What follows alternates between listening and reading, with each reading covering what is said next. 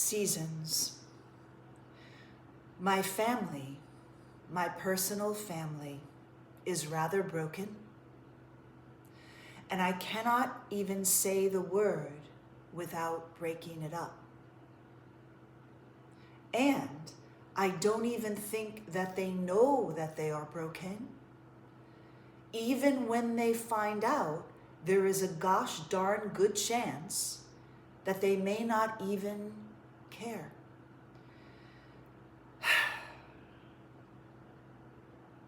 How abominable. Maybe one or two cousins continue a chat of some kind over the years, though most do not reconvene at all, not one iota.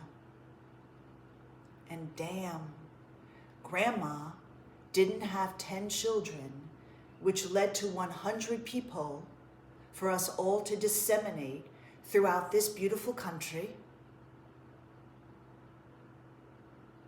and inexorably commit to never, ever, ever, ever speaking again. That would be pretty abominable. That would be pretty abominable, and that would break her heart. If she knew this, and maybe somewhere up above she does, it would affect all the chakras of her heart without question. I am not inclined to believe that everyone is so busy with their own lives. I am not inclined to believe that, as that in part is a euphemism. It may be so on some level, yet I think there are more sultry parts to this story, unspoken pieces and threads that some have tried to intentionally bury or forget and ignore, that would be aunts and uncles disseminating throughout the country, holding on to a nugget or two of resentment, holding on to a nugget or two of resentment regarding something that may possibly have happened 100 years ago. Yet they remained upset and tried to pretend the remainder of the bloodline does not exist, making an effort to cut off and or paint them in an incandescently gray light. And then their offspring and their offspring's offspring become coated and infused with elements of devious and deviant negativity. And then they try to move along as though there are no problems and everything is hunky-dory.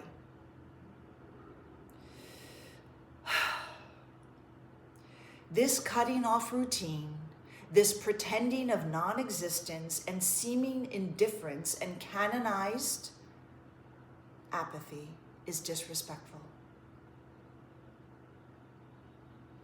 This whole way of being, this whole practice is heinously disrespectful to the grandmother who brought us all here and to the Creator who brought us all here as well. The side notes of gossip, undercurrents of any kind of gossip and negative talk about your bloodline is also heinously disrespectful, yet it has been going on for so long with so many that it appears normal and deeply entrenched, and it shouldn't be. It shouldn't be normalized and enabled by those who propel it and those who allow it and remain silent or go along with it.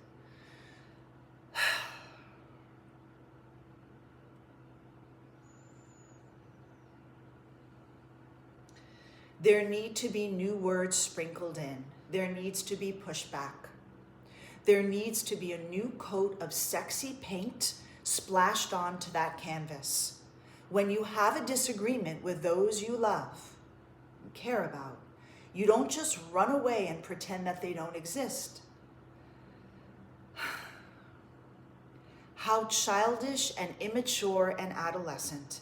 How abusive on a psychological, emotional, and spiritual level. You reconvene and try to heal and repair.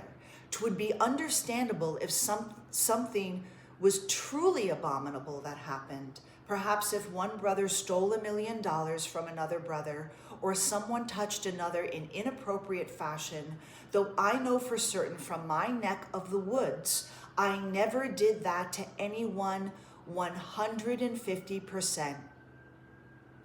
My bloodline must be engaged in a certain level of darkness.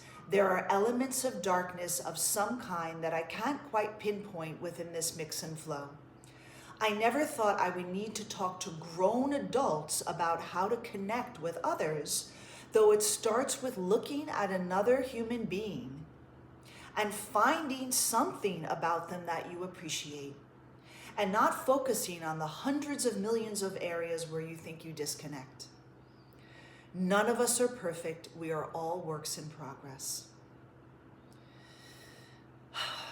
Amy Kruger of Chicago. I propose we put in the work, we put in the steadfast work that it will take to reunite the concept of family. Wherever you go in the world, whomever you hang out with, they will eventually gather with their cousins and aunts and uncles. This is normal. There is no reason why we don't either. It's called respect. It has something to do with the lineage of respect. I propose we do it seasonally. Amy Kruger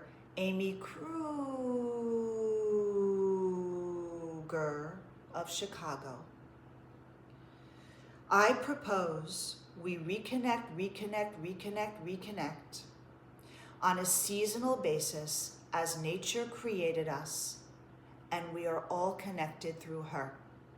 We are one big giant cluster of stars belonging to the same galaxy, and we should be reconvening on a regular basis, as we could help to enrich one another's lives by doing so.